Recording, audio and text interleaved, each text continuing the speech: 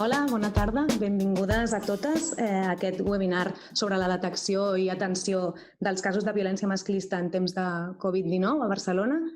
Primerament, abans de començar aquest seminari web, volíem, des de la Direcció de Serveis de Gènere i Polítiques del Temps, volíem donar les gràcies, en primer lloc, a la Direcció de Feminismes i LGTBI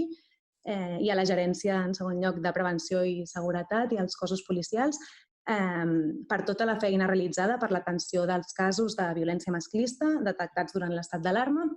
i, a més, per tot l'esforç afegit de sistematitzar i facilitar-nos les dades de les que disposaven i per la predisposició a treballar conjuntament amb nosaltres per tal de poder analitzar i estudiar l'evolució de les violències masclistes a la nostra ciutat. Gràcies també a les ponents que ens acompanyen avui, que ara us les presentaré, i gràcies per compartir la vostra expertesa amb nosaltres, i a les persones que ens esteu seguint, connectades pel canal de YouTube de l'Ajuntament de Barcelona. Aprofito per informar-vos que podeu fer-nos arribar les vostres preguntes i els vostres comentaris o aportacions al llarg de tota la sessió i per mitjà del propi xat del canal de YouTube amb el qual ens esteu visionant ara mateix. Doncs bé, abans de començar amb les intervencions, us presento una mica a les ponents i us explico breument com funcionarà aquest seminari web. Per començar, comptem amb la participació de Laura Macaya, que és experta en atenció directa i polítiques públiques en matèria de violències masclistes, i ella ens farà, en un primer bloc introductori, un emmarcament del fenomen estructural de les violències masclistes dins del context de la crisi sanitària, econòmica i de cures que ens trobem actualment. Seguidament, la Bàrbara Roig, que és la directora de Feminismes i LGTBI de l'Ajuntament de Barcelona,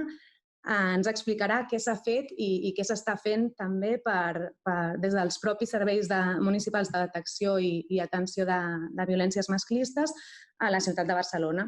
Durant aquest període, sobretot, que ha estat comprès entre el 14 de març i el 21 de juny d'estat d'alarma, com totes sabem. En tercer lloc, des de la pròpia Direcció de Serveis de Gènere i Polítiques del Temps, tant la Georgina Monge, que ha tingut uns problemes tècnics i encara no s'ha pogut connectar, que és la meva companya, com jo mateixa, Laura Álvarez, us presentarem les dades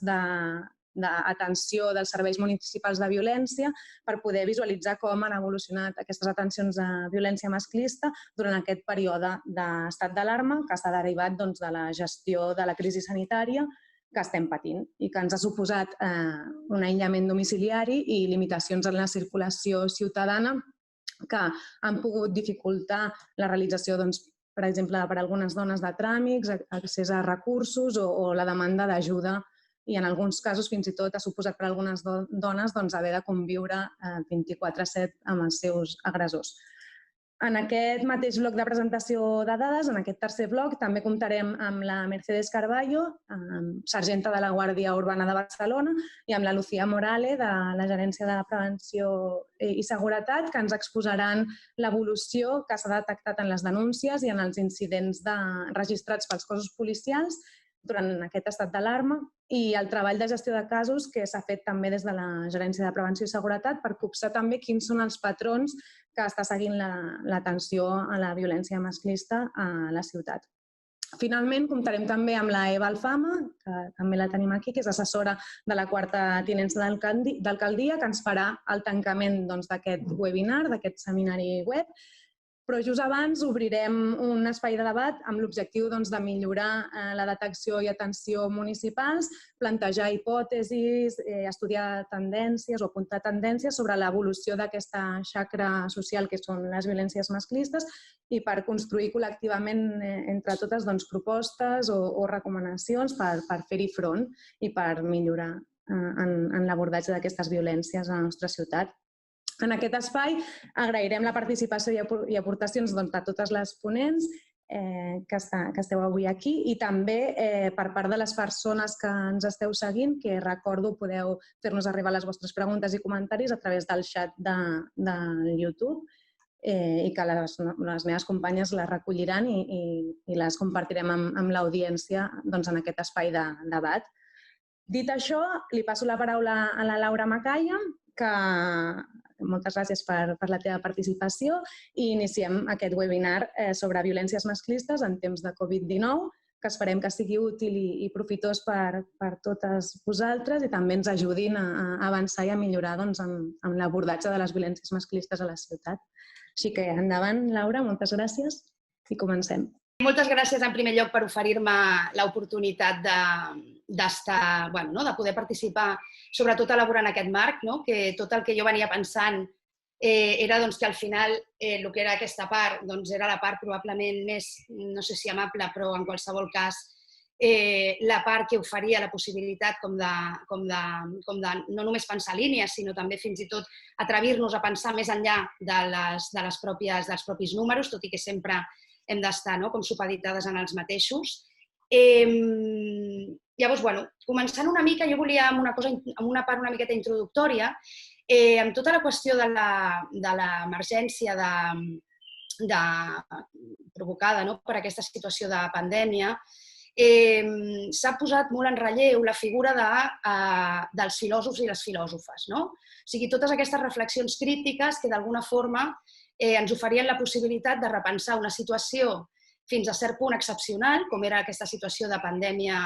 mundial, i la conseqüent situació de crisi social i econòmica que venia associada. Llavors, una mica a partir d'aquí, a mi me'n recordava que a finals dels anys 80,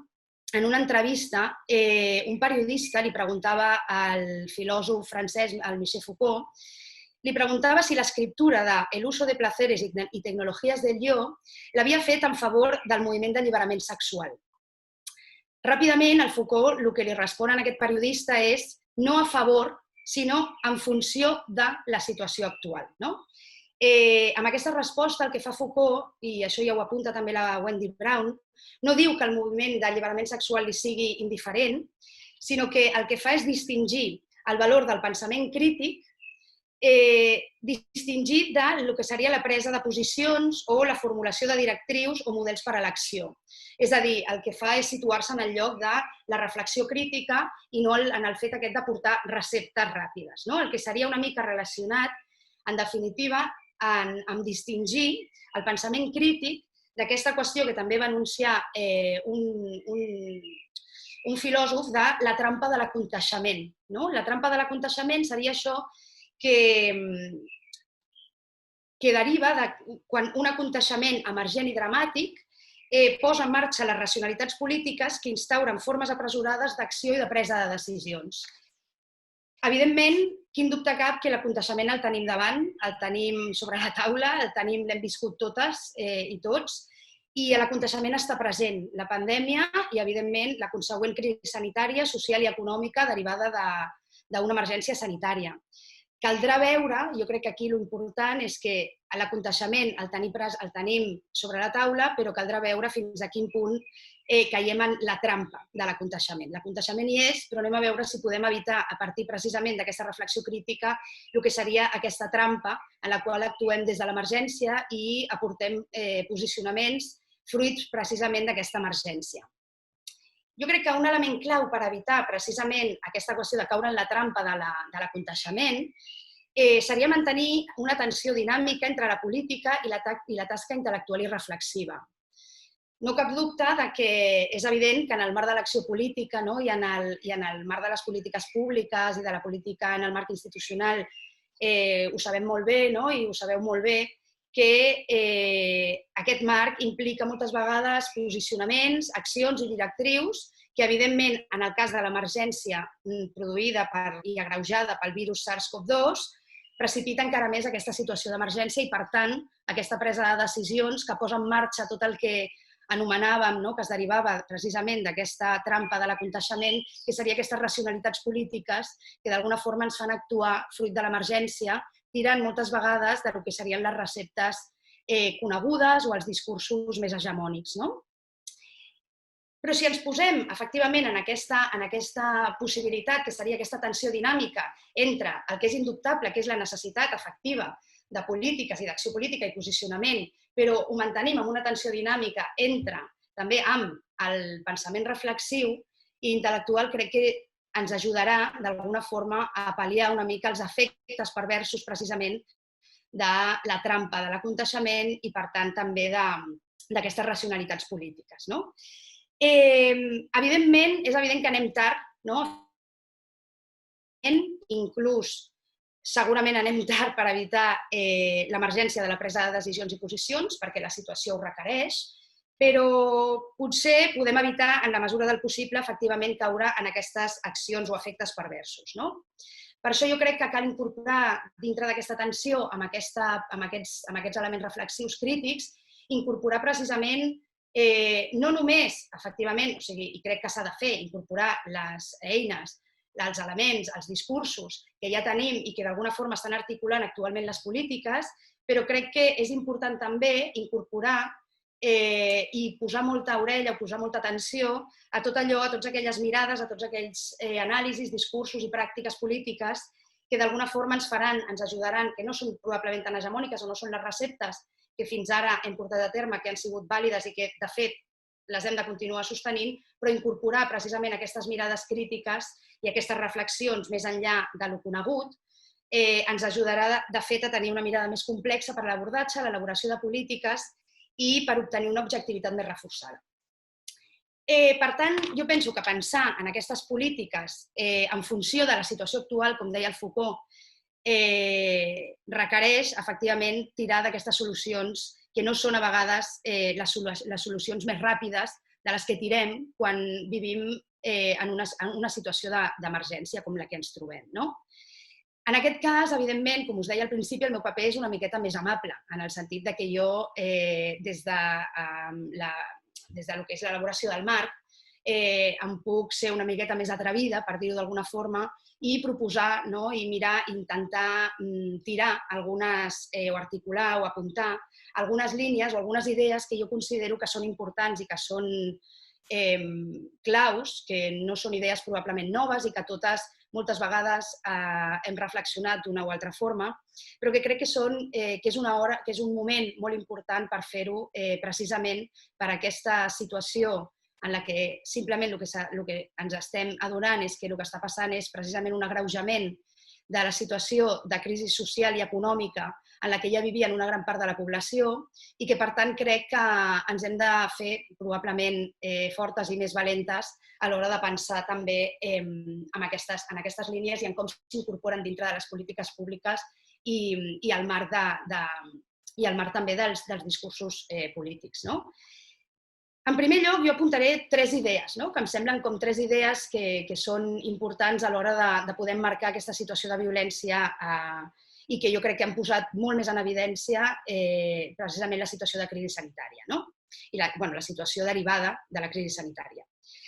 En primer lloc, el que estàvem dient, efectivament, la crisi social i econòmica ha estat agreujada, i no és que hagi fet emergir, sinó que ha estat agreujada per aquesta situació sanitària. Ha visibilitzat i ha fet emergir una cosa que anteriorment ja estàvem veient des dels serveis d'atenció a violència, que era que una gran part de la població es trobava en situacions de vulnerabilitat social i econòmica molt greu, poblacions que, entre d'altres factors, efectivament podien acumular una o diverses situacions o dinàmiques o relacions de violència masclista o de gènere. L'anàlisi socioeconòmic d'aquestes poblacions o d'aquestes persones que acudien en aquests serveis ens donaven alguns indicadors, com era que, per exemple, gran part de les persones ateses en serveis de violència les dades mostraven que els problemes més acuciants als que s'estaven enfrontant en els últims anys era precisament la falta d'habitatge, era la dificultat o la impossibilitat d'accés al mercat laboral o als recursos econòmics, de la forma que sigui mitjançant el mercat laboral o no, sigui per situacions administratives irregulars i un llarg etcètera de situacions estructurals de desavantatge. Totes elles, evidentment, totes aquestes situacions que ja es venien veient en aquests serveis d'atenció a violència estan molt condicionades, òbviament, per un sistema patriarcal de distribució en base a la divisió sexual del treball o a l'exclusió de sectors de població estigmatitzat, com poden ser les dones trans o les treballadores del sexe, però també estava actuant tot això en connivència amb un model econòmic capitalista especulatiu que desposseeix de béns materials a grans parts de la població i que, a més, aquest model econòmic va acompanyat d'una ideologia segons la qual fa aparèixer que totes aquestes situacions, en comptes de tenir a veure efectivament amb aquest marc estructural, tenen a veure amb un fracàs personal i individual. Això seria com una de les primeres idees que em sembla que és bastant bàsica, però que a vegades sembla que diem, i això com ho incorporem a l'hora de fer les polítiques públiques perquè a vegades genera molta impotència, i això és cert. En relació amb això, enllaçant amb la segona idea, una de les qüestions que també observàvem i que continuem observant és que, contràriament a les creences habituals, moltes vegades s'apuntava que moltes d'aquestes situacions, sobretot en les persones que són ateses en serveis de violència, que majoritàriament, o almenys en molts casos, han estat víctimes de situacions de violència interpersonal, sobretot en el marc de la parella o familiar, a vegades s'havia situat com que aquestes situacions de dificultats econòmiques o de despossessió econòmica tenien o estaven prioritàriament condicionades per l'impacte de la violència per part d'una parella agressora. Jo crec que precisament una de les qüestions que també hem estat veient és que aquestes situacions de les que estàvem parlant, que efectivament ha agreujat la situació de crisi sanitària, veiem que aquestes situacions de precarietat no es deriven prioritàriament, o no en tots els casos es deriven prioritàriament, com a efecte dels episodis, dinàmiques o relacions de violència interpersonal patida per aquestes persones, sinó que més aviat es deriven d'un marc estructural en el que es conjuguen, òbviament, elements d'estigmatització social i cultural, com pot ser el fet de ser dona o com pot ser el fet de pertànyer a qualsevol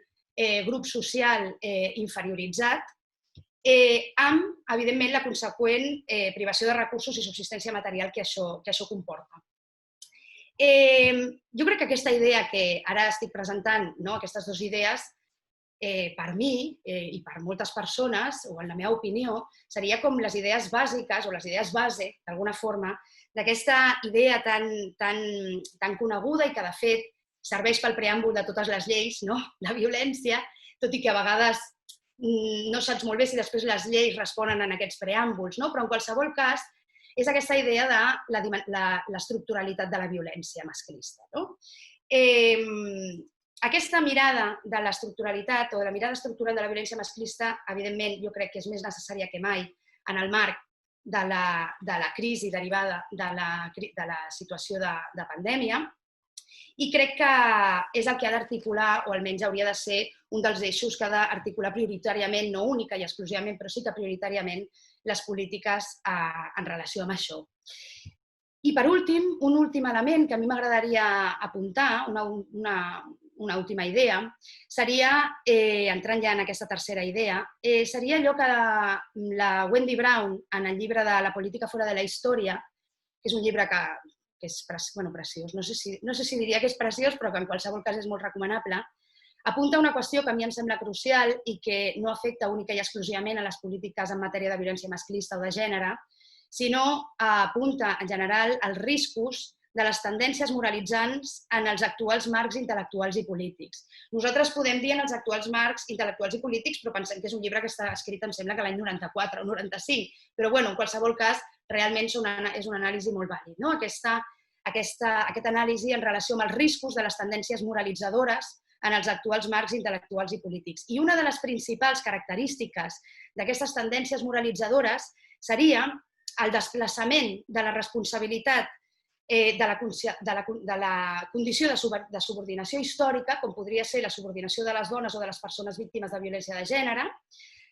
desplaçar la responsabilitat d'aquesta subordinació a comentaris, accions o discursos particulars en lloc d'apuntar a un problema de formacions de poders històriques, político-econòmiques i culturals. És a dir, desplaçar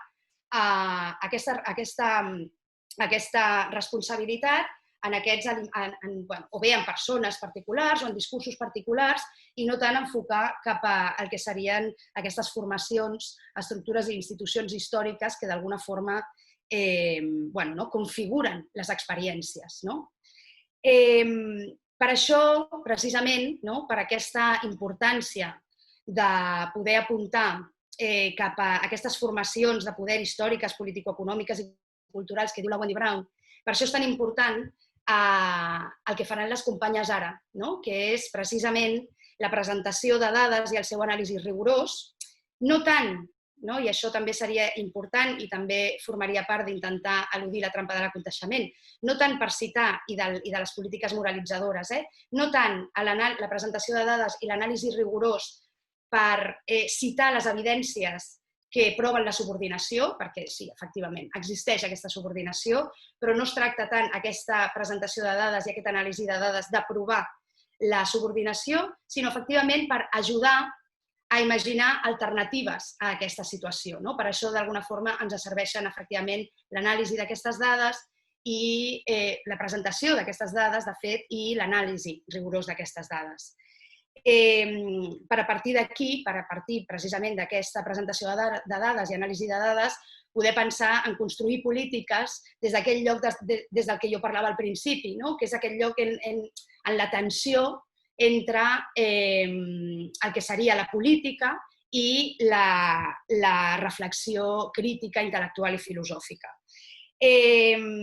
Com dic, a mi m'ha tocat, una altra vegada ho repeteixo, la part amable, que seria fer aquest marc, que sembla que llavors... doncs és molt fàcil, ho fem, llavors per això dic que és una miqueta probablement la part amable, i per aquest, que seria aquesta cosa també d'apuntar algunes idees provisionals respecte a aquest marc que proposo, i ara, efectivament, deixo a les companyes i agraeixo per avançat la tasca dura dels números, que és la tasca de les companyes, que és la presentació de les dades i l'anàlisi de les dades, però també agraeixo moltíssim la iniciativa d'oferir la possibilitat d'aquest marc reflexiu, breu, probablement provisional, probablement inestable, però en qualsevol cas la possibilitat d'existència d'aquest marc reflexiu previ, precisament per superar aquesta tensió entre la política i la reflexió crítica i també per superar la trampa de l'aconteixement de la que venim parlant durant tots aquests 20 minuts, mitjançant allò que va dir Benedetto Croce l'any 1924, que deia «Educando la mente se preparan las buenas acciones». Per tant, espero que educant o pensant o reflexionant de forma crítica respecte a les condicions actuals en les que es troben moltes persones víctimes de violències de gènere, puguem, efectivament, preparar bones accions polítiques, del que no tinc cap dubte veient una mica l'equip que avui ens acompanya. I fins aquí, moltes gràcies. Moltes gràcies, Laura, per aquest emmarcament tan complet del fenomen de les violències masclistes en el context actual de crisi econòmica i social derivada de la pandèmia. Res, només recordar que, abans de donar-li pas a la Bàrbara Roig, que la tenim aquí preparada, només recordar que obrirem al final un espai de debat on la resta de ponents podreu fer intervencions, comentaris sobre la resta de ponències o intervencions, i també recordar que compartirem amb vosaltres les preguntes que ens estan arribant pel xat del canal de YouTube. I bé, sense més, dono el torn a la Bàrbara Roig, que com he dit és directora de Feminismes i LGTBI de l'Ajuntament de Barcelona, que ens explicarà, com ha dit la Laura una mica també, s'ha avançat, què està fent i què s'ha fet des dels serveis municipals d'atenció i abordatge de les violències masclistes en temps de Covid-19. Doncs sense més, gràcies, Bàrbara. Moltes gràcies, Laura. Nosaltres explicaré el que hem estat fent en aquest temps, molt breument, en 10 minuts, a partir una mica de les preocupacions que ens han sorgit derivades de l'estat d'alarma. Clar, primer de tot, com a administració local, la primera preocupació va ser com adaptar els serveis a la nova situació de l'estat d'alarma, perquè, evidentment, a tothom ens va agafar totalment de sorpresa i,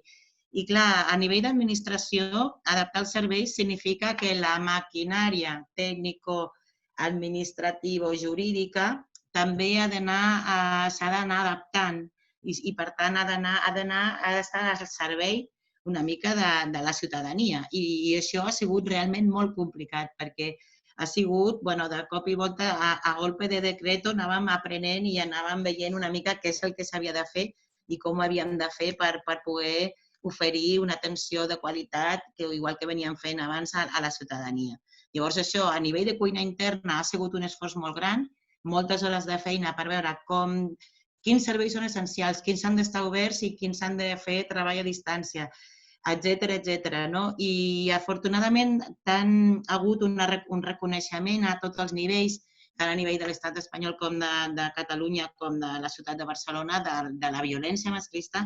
com un dels temes claus i com serveis que s'havien de considerar essencials. Això no ha hagut cap dubte en cap moment, això s'ha reconegut des del principi i això ha tingut una sèrie d'avantatges que ens ha facilitat poder tenir els serveis oberts. En el cas de Barcelona, el dispositiu d'atenció a la violència masclista és molt gran i, per tant, es va prioritzar el servei que realitza normalment les urgències de violència per l'atenció presencial. Llavors, el SAR és el servei que ha estat obert durant tot el confinament, durant tot l'estat d'alarma, i ha mantingut l'horari més reduït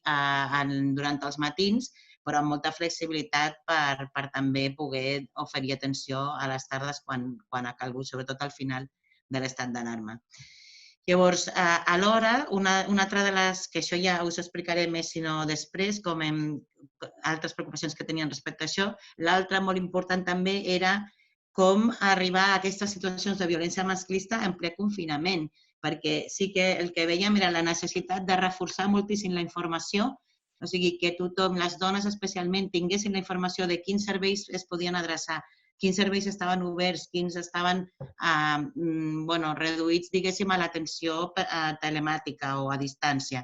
etc. Llavors, aquí s'ha fet un esforç molt d'editar materials en diferents idiomes, de fer-los circular, de la importància de poder fer arribar correctament i de forma ràpida la informació. Perquè no sé si ho heu vist, però totes les administracions es van tornar una mica boges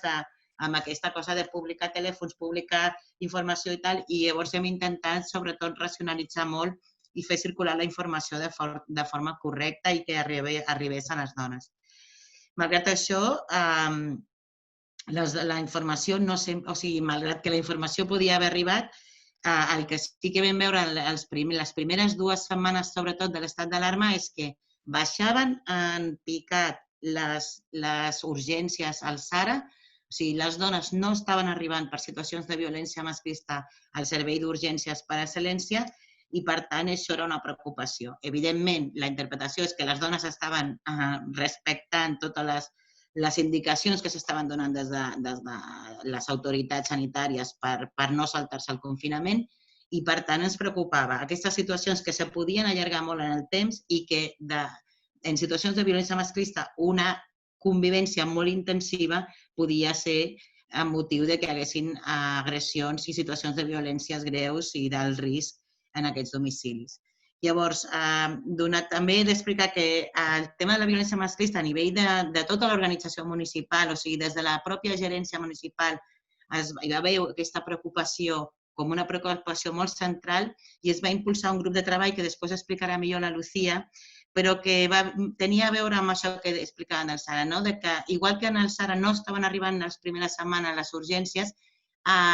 cossos policials com Guàrdia Urbana i Mossos tampoc estaven baixant molt també les denúncies, és a dir, tampoc estaven arribant dones per denunciar situacions de violència. En canvi, sí que es va veure en el cas de la Guàrdia Urbana de Barcelona que estaven augmentant les incidències en els domicilis, o sigui, trucades per incidències relacionades amb la convivència en els domicilis i llavors ens hem posat a treballar per veure com podem lligar això, com podem lligar aquesta detecció que pot fer la Guàrdia Urbana proactivament i Mossos proactivament de situacions que podrien ser de violència masclista a partir d'aquestes incidències i com lligar-les al dispositiu d'atenció. Això és una de les coses que també hem fet i que ha sigut un plaer realment treballar tan coordinadament i descobrir-nos també en aquesta situació als serveis. I després també dintre d'aquest treball s'ha fet també una enquesta dintre de les dones que estaven ja atenent al SARA, tant les dones que venien per urgència com les que estaven en seguiment, per saber com els estava afectant la situació del Covid. És a dir, és una enquesta que la continuarem fent cada 2 mesos per veure realment aquesta situació. És una enquesta que de moment és una mostra de 50 dones que és com els està afectant, quina situació tenien abans, quina situació està relacionada amb l'estat d'alarma i quina situació veurem que si els ha empitjorat o millorat, sobretot durant aquest any. Ho volem acabar de fer durant aquest any. Al mateix temps també hem donat molta importància al reforçar el suport comunitari a través dels PIATs, ser proactives en el seguiment de grups i entitats en els barris per poder també fer aquest recolzament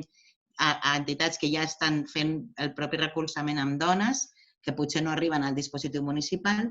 I després, una de les altres coses que hem fet també és tot el reforç del dispositiu d'acollida. Durant l'etapa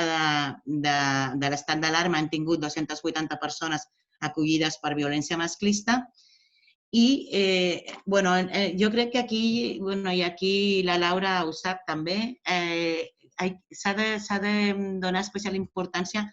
a lo difícil, lo dures que han sigut les situacions per les dones que han estat i els seus fills que han estat acollides. Perquè 280 persones en les quals molts pocs casos, creiem que hem tingut 2 casos que s'han confirmat de Covid en tot aquest temps, però sí que hi ha hagut molts casos de sospites.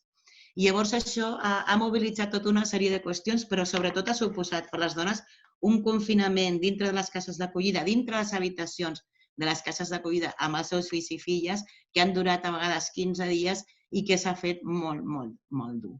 I després, tot el recolzament també als equips. Els equips a vegades hem hagut de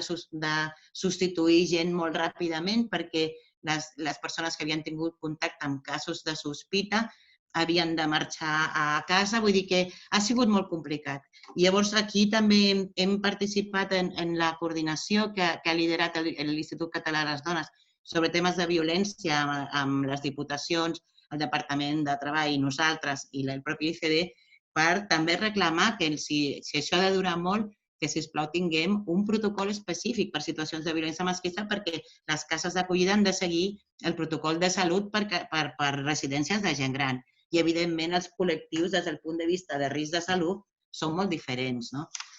Llavors, les cases d'acollida hem també recolzat amb el material de protecció, els EPIs, ara amb els tests per poder fer moviments entre cases. També hem fet una mica... L'altra tercera preocupació, que és molt important i me queden 2 minuts i per tant ho aniré molt ràpid, és sobretot com recuperar-se en el post-Covid, és a dir, com donar suport a les dones per recuperar-se en el post-Covid. Per què? Perquè el que ha demostrat també aquesta situació, aquesta pandèmia i aquest estat d'alarma que hem viscut és que el sistema realment és molt, molt, molt fràgil. És molt fràgil. I això, o sigui, que en tan poc temps pugui haver un impacte tan gran en pèrdua d'ingressos, pèrdua de treball, pèrdua d'habitatge, etcètera, ens ha de fer reflexionar i ens preocupa moltíssim com es pot fer aquesta recuperació de la situació en el post-Covid. I aquí, no només com a direcció de feminisme, sinó en general tot l'Ajuntament s'està elaborant aquest pla de xoc, aquestes mesures pel pla de xoc, que bàsicament en el nostre cas suposaran un reforç molt important de tot el dispositiu d'acolliment perquè realment les dones que necessiten fer un procés de recuperació de la violència puguin fer el seu procés en condicions adequades i després tot un despliegue, diguéssim, de recursos per l'autonomia de les dones, no? O sigui, tots els temes laborals, d'habitatge, etc. Això és en el que nosaltres ens concentrarem, sobretot en aquest post-Covid. I jo, si voleu, me queden 38 segons, crec. Ho deixaria aquí. Moltes gràcies, Bàrbara, per ajustar-te el temps. En tot cas, si ha quedat alguna cosa en el tinter, després de la part del debat ja tindrem temps per aprofundir o per explicar alguna cosa que hagi quedat pendent. Doncs ara ja comencem el tercer bloc de presentació de les dades d'atenció de violència masclista. En primer lloc, la meva companya Georgina Monge i jo mateixa, Laura Álvarez, explicarem l'anàlisi de les dades que hem fet des de la Direcció de Serveis de Gènere i Polítiques del Temps i, seguidament, la Lucía Morale i la Merche Carballo ens exposaran les dades de denúncies i d'incidents i del grup de gestió de casos de violència masclista que s'han fet des de la Gerència de Prevenció i Seguretat i des dels cossos policials. Així que, Georgina, et cedeixo la paraula. Doncs com ha comentat la meva companya Laura, soc l'Origina Monge de la Direcció de Serveis de Gènere i Polítiques del Temps i us volíem presentar una mica avui les dades que hem anat recollint d'atenció principalment a la violència masclista durant aquest període des que es va decretar l'estat d'alarma. Aquests són els temes que tractarem, no els llegeixo perquè entrarem un per un, vull dir que ja els anirem veient. Per començar, la introducció només dir-vos que les dades que us presentarem veuen principalment de les dades que ens han passat la Bàrbara i el seu equip, bàsicament les dades de la Direcció de Serveis de Feminismes i LGTBI que veuen del Servei d'Atenció, Recuperació i Acollida del SARA de l'Ajuntament de Barcelona i també del Servei d'Atenció a Homes. I ho hem complementat al final amb algunes dades que tenim de l'Institut Català de les Dones del telèfon de la línia d'atenció a la violència masclista de l'ICD, de la Generalitat de Catalunya. Quin era el nostre objectiu? El nostre objectiu, quan recollíem aquestes dades, com a Ajuntament, era conèixer l'impacte de l'aïllament domiciliari per la Covid-19 i veure quin impacte ha tingut en l'evolució de les violències masclistes a la ciutat. Ens interessava saber què estava passant amb aquest aïllament, què estava passant amb aquest confinament que anava associat a l'estat d'alarma i si això estava comportant un augment de les violències o no, una disminució de les violències o si per contra s'estaven mantenint. Aleshores, per veure-ho, les dades que vam anar analitzant són les següents. La primera són les dades d'urgències. Les urgències és el nombre d'atencions a dones que pateixen violència masclista i que es realitzen de manera immediata quan la situació d'aquestes dones ho requereix dins l'horari del SARA. Aleshores, el SARA proporciona sempre atenció d'urgències en aquest horari a totes les dones que ho demanin, bé sigui per via directa o bé sigui de manera indirecta o per derivació. Ho dic per situar una mica perquè entengueu la diferència, perquè nosaltres mateixes ens liàvem quan deien urgències, intervencions, acollides, aniré situant una mica al principi. Què ens hem trobat amb les urgències? Ens trobem que, veiem que la línia blava és 2019, línia vermella és 2020 abans de l'estat d'alarma, línia verda 2020 després de l'estat d'alarma. Si exceptuem el pic que hi va haver la tercera setmana de gener del 2019, veiem que les línies eren força paral·leles, tot i que les dades d'urgències del 2019 estaven anant per sota de les del 2020, però en el moment que es decreta l'estat d'alarma, que és la tercera setmana de març, cauen en picat les urgències. De cop passen a haver-hi poquíssimes urgències al SARA. I aquest nombre d'urgències es manté per sota de la línia del 2020 fins ara. Del 2019, disculpeu, fins ara, fins a la darrera setmana de juny, que és quan hem analitzat, que és quan es tanca el període d'estat d'alarma. Aleshores, això ho reforcen les dades si mirem el número d'urgències totals. Si fem el sumatori d'aquest període, veiem com el 2019, en aquest període, hi van haver 268 urgències, mentre que el 2020 només n'hi ha hagut 15. Si mirem les dades d'intervencions, que les intervencions són el nombre total d'atencions que es realitzen les professionals i els professionals del SARA. Com ha explicat la Bàrbara Roig, molt bé abans meu, previ a l'estat d'alarma, aquestes atencions eren sempre majoritàriament presencials, però un cop es decreta l'estat d'alarma, el SARA manté l'atenció presencial, però també s'activen atencions online, per telèfon, via telemàtica, sobretot perquè veuen aquesta necessitat d'anticipar-se una mica les treballadores del SARA i trucar a totes les dones que han estat tenint contacte durant aquest temps. Què ens trobem amb les dades d'intervencions? Trobem el contrari. Trobem que si bé evolucionaven molt en paral·lel les línies del 2019-2020 abans que es decretés l'estat d'alarma, en el moment en què es decreta l'estat d'alarma es disparen les intervencions. Però això té molt a veure amb el que he dit, que s'intensifica l'atenció per part de les treballadores del SARA. Amb això vull dir que no necessàriament és que hi hagi hagut més violència, d'acord? De fet, s'observa clarament, com hi ha moltíssimes més intervencions el 2020 que el 2019, el 2019 se n'havien fet 3.324, 2020 8.300, però és el que us dic, que això no té tant a veure amb que hi hagi hagut un repunt de violència masclista, o en tot cas aquesta dada per si sola no ho indica, sinó que té a veure amb la proactivitat de les treballadores del SAI en anticipar-se i en trucar a totes les dones per veure com estaven i poder fer un seguiment dels seus casos. Si mirem quantes dones s'han atès, les dones ateses del SARA és l'indicador que comprèn les dones adultes, és a dir, que tenen més de 18 anys, que han tingut almenys una atenció al SARA, d'acord? I per tant estem parlant de número de dones, no número d'atencions, d'acord?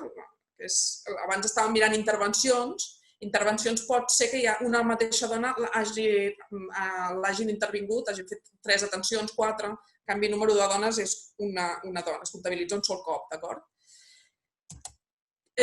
Trobem de nou que el nombre de dones ateses pel SARA ha augmentat molt, de manera molt accentuada, un cop s'ha decretat l'estat d'alarma. De nou, evolució en paral·lel fins a la 3a setmana de març, es decreta estat d'alarma, es disparen les dones ateses. Si mirem el nombre d'acolliments, els acolliments també ho ha explicat la Bàrbara, però és el número d'unitats familiars que ingressen al dispositiu d'acolliment per violència masclista. Aleshores, en aquest cas, hi ha hagut tant, són tots els ingressos nous que es fan, i hi ha hagut tant els que són derivats de serveis d'acollida especialitzats, que estan sempre en funcionament, com també en aquestes pensions i hostals que s'han activat per prevenir contagis. Aquí veiem que la línia és una mica més dispar, no segueix una tendència tan lineal com en els altres casos,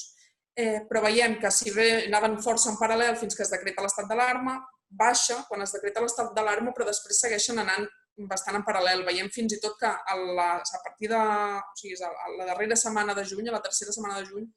hi ha hagut més acolliments el 2020 dels que hi van haver els 2019. Però en tot cas, si mirem en dades globals, quants acolliments es van fer el 2019 fins a la 3a setmana de juny i quants se'n van fer el 2020, la diferència no és significativa. El 2019 se'n van fer 58, 2020 56, per tant, més o menys el mateix.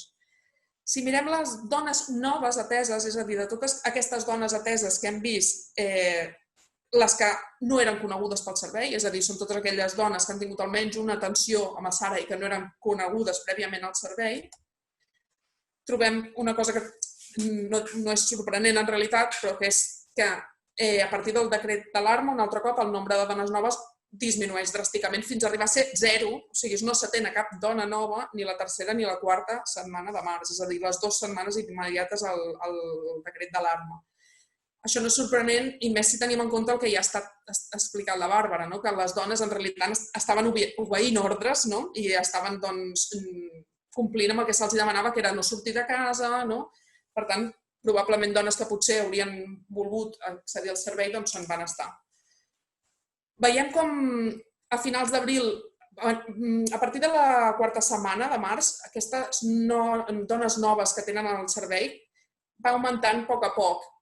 A la primera setmana de maig puja, després torna a baixar i veiem com a la 3a setmana de juny torna a invertir-se i torna a estar per sobre de la línia del 2019. Tot i així, sí que es pot dir que hi ha hagut una disminució global en les atencions a dones no conegudes prèviament pel servei. El 2019 es van atendre 154 dones i el 2020 només 67, per tant, menys de la meitat. Si entrem a mirar els homes diferents que ha atès el servei, homes diferents ens referim als homes també adults de més de 18 anys que han tingut almenys una atenció al SAN, al Servei d'Atenció a Homes. Veiem com línies molt paral·leles, en el moment en què es decreta l'estat d'alarma cauen les atencions en picat, però després remunten molt ràpidament, molt més ràpidament que en el cas de les dones, i segueixen una evolució bastant paral·lela. Si mirem els homes nous, és a dir, que han tingut almenys una atenció i que no eren coneguts prèviament pel servei, pel SAN en aquest cas, el mateix. Exceptuarem aquest pic també que hi va haver la 4a setmana de gener de l'any 2019, però en la resta no hi ha un patró molt estable, l'evolució tot i així és bastant paral·lela, però a la 3a setmana de març que es decreta l'estat d'alarma no hi ha cap home nou atès pel servei, però després remunta i segueix una línia bastant semblant. En el cas del SA, del Servei d'Atenció a Homes, el que sí que hem de dir és que es va reduir molt el nombre de treballadors i treballadores que estaven atenent presencialment, per tant la ràtio de persones ateses per treballadora és molt més alta durant l'estat d'alarma que prèviament. Això només mencionar-ho.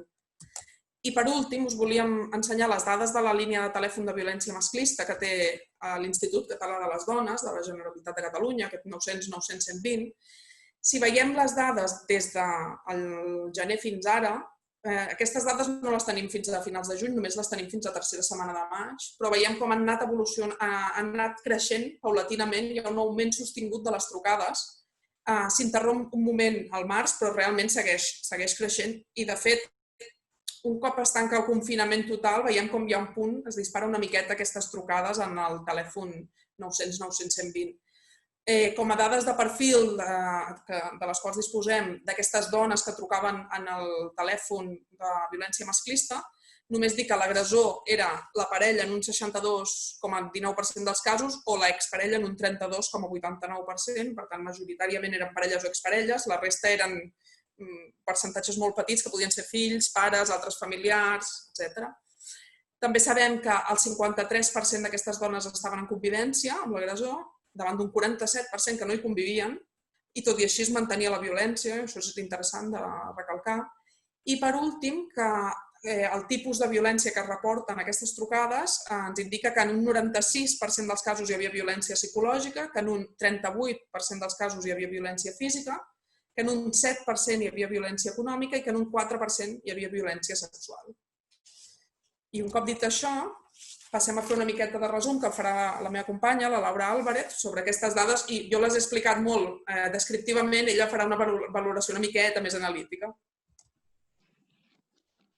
Bé, moltes gràcies, Georgina. Doncs, com ha dit la companya, procediré a resumir les conclusions de l'anàlisi de dades i llançarem una mica les hipòtesis principals que n'hem extret d'aquest tractament de dades que ha exposat la Georgina. En primer lloc, hem pogut constatar que del total d'intervencions realitzades pel SARA, així com el nombre de dones ateses per aquest servei, com ja hem dit diverses vegades, la Georgina i la Bàrbara Roig, i ja jo crec que ha quedat bastant clar, però bé, ha augmentat de manera exponencial des de l'inici de l'estat d'alarma. No obstant, el que sí que volíem matisar és que a l'hora d'extreure conclusions és important tenir present que aquest augment de les intervencions i de les atencions a dones es pot veure, per una banda, a un possible augment de les violències masclistes a la ciutat,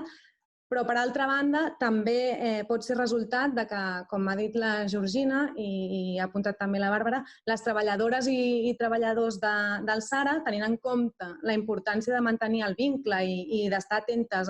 de les demandes i les necessitats d'aquestes dones en el context actual, en el context que hem passat de confinament, han estat contactant de manera proactiva a totes aquestes usuàries que ja estaven vinculades al servei. En segon lloc, les dades també ens mostren que la resta d'atencions realitzades pels serveis d'atenció contra la violència masclista, és a dir, urgències, acolliments i atencions a homes, com ha esmentat la Georgina, cauen just abans, just en el moment, en la setmana que es decreta l'estat d'alarma. I es percep un descens significatiu durant les setmanes de confinament total, d'aïllament domiciliari total, sense les mesures de flexibilització que després hem viscut de flexibilització de l'aïllament domiciliari. No obstant, amb el pas de les setmanes i sobretot amb la flexibilització d'aquestes mesures de confinament, remunten les atencions fins a equiparar-se a les tendències de l'any anterior, com ha explicat la Georgina. Aquest descens inicial es pot explicar pel fet que les dones en situació d'aïllament domiciliari, ja sigui per indicació de les autoritats sanitàries o bé per compliment de les mesures imposades pel decret d'estat d'alarma, com ha dit la Georgina, han obeït i poden haver vist dificultats o impossibilitats en l'accés a mitjans habituals de comunicació i de denúncia de les situacions de violència masclista que han patit. Això es pot explicar per diferents motius o per diferents factors que plantejarem. Per una banda, aquestes dones poden haver perdut la majoria de factors de protecció que tenien, ja sigui contacte amb companyes de feina o amb altres persones externes al nucli familiar, poden haver perdut el contacte amb relacions socials protectores o han perdut també la vigilància informal del veïnat o per part de la ciutadania a la via pública, o no han pogut comptar amb espais propis o amb la possibilitat de sortir de l'habitatge amb facilitat. Per altra banda, un altre factor, una altra hipòtesi que explicaria aquest descens és que els factors de risc poden haver augmentat i sobretot en la fase de confinament total. Pot haver augmentat també el control que exerceixen sobre elles els seus agressors. i això ha pogut provocar aquest descens inicial. Alhora, hi ha una altra qüestió important a analitzar, tenint en compte el funcionament del cicle de la violència. Aquest descens inicial en les atencions també es pot explicar pel fet que durant les setmanes de confinament total s'hagi donat el que es coneix com a fase d'acumulació de tensió. És a dir, podria ser que en aquest primer estadi de confinament encara no s'haguessin donat unes explosions o detonants que motivessin a les dones a buscar ajuda i a recórrer a serveis d'urgència o a denunciar els seus agressors. I, a més, podria ser determinant també el fet que les dones, per ser coneixedores d'aquestes limitacions de circulació i de la situació d'aïllament que havia imposat el decret d'estat d'alarma, possiblement haguessin pogut estar aguantant nivells de violència superiors sense denunciar-les o buscar ajuda. Un altre factor explicatiu d'aquest descens podria ser la pròpia situació d'incertesa i d'inestabilitat econòmica i laboral causada per la crisi econòmica i social derivada de la pandèmia. Aquesta situació podria haver impactat també en algunes dones a l'hora de prendre decisions que puguin implicar més inestabilitat o grans canvis o que percebin que posin en risc el seu sosteniment econòmic o familiar. Tots aquests factors, entre d'altres que després podem comentar al debat o podem matisar, esmenar, podrien explicar el fet que les dades ens mostrin un descens d'aquestes atencions durant el període de confinament total, que no s'ha d'entendre, i això creiem que és important, com un descens de les violències masclistes a la ciutat. I com hem pogut observar, i ha explicat la Georgina en la presentació de les dades, amb el pas de les setmanes i coincidint també amb el període de flexibilització d'aquestes mesures de confinament, hem vist com han remuntat les atencions fins a equiparar-se a les tendències de l'any anterior. En tercer lloc, hem constatat que l'atenció a homes, com ja ha explicat la Georgina i no m'estendré, que han exercit violència, sembla que no s'ha vist impactada pel decret d'estat d'alarma, és a dir, s'ha seguit atenent un nombre similar d'homes que el mateix període de l'any anterior.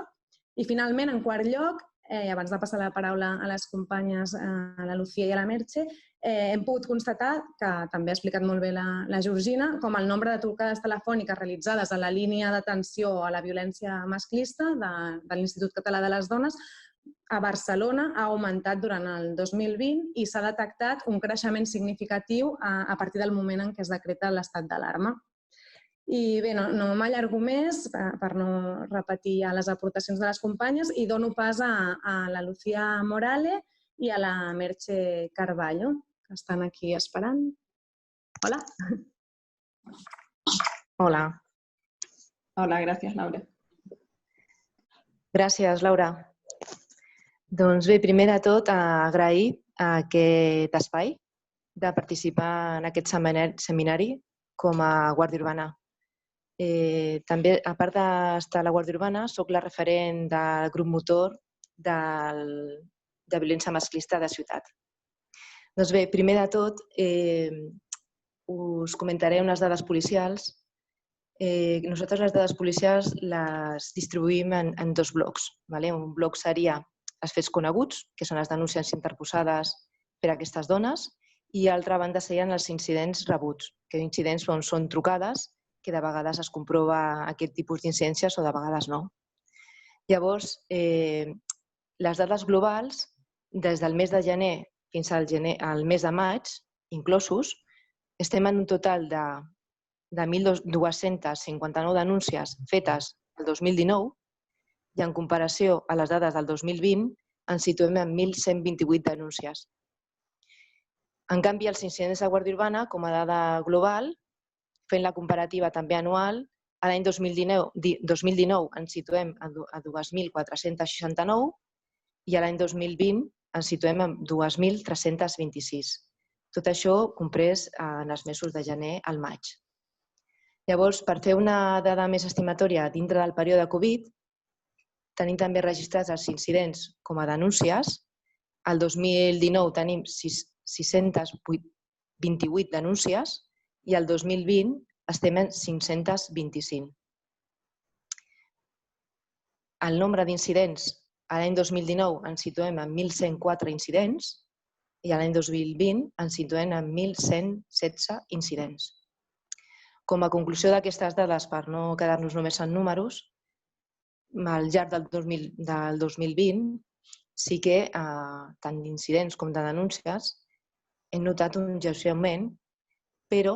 sí que és cert, com coincidim amb els altres serveis que han fet la seva exposició, que durant el període de Covid ha fet tot una davallada i sí que és cert que durant el mes de maig, sobretot a l'inici de la flexibilització de l'estat d'alarma, de les mesures ingerides de l'estat d'alarma, doncs sí que és cert que durant el mes de maig s'ha notat un cert augment, tant d'incident com de denúncies. Totes aquestes dades, ara us explicaré d'on les hem extretes i com s'han organitzat per arribar a aquests números. Tenim també un total de 649 registres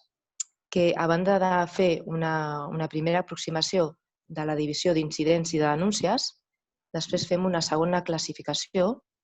on veiem on ha finalitzat aquest tipus de cas. Llavors, d'aquests 649 registres, tenim un total de 63 persones que han estat detingudes o investigades, un total de 88 diligències policials instruïdes per aquests fets de violència masclista, de gènere o domèstica o violència sexual també. Amb intervenció de Mossos d'Esquadra, o sigui, això vol dir que han acabat amb Mossos d'Esquadra per al seguiment oportú, tenim un total de 87, i sense indicis penals tenim un total de 349 casos. Aquests 349 casos de sense indicis penals vol dir que ens han trucat, n'hi ha hagut un incident, ha anat la patrulla i no ha comprovat un incident penal, però sí que ha pogut veure algun tipus de vulnerabilitat en aquest hogar o en el tractament d'aquestes persones. Llavors, d'això sí que nosaltres ho posem en coneixement de l'autoritat judicial o del servei que considerem oportú si visualitzem aquest tipus de vulnerabilitat social en aquesta família o en aquesta dona.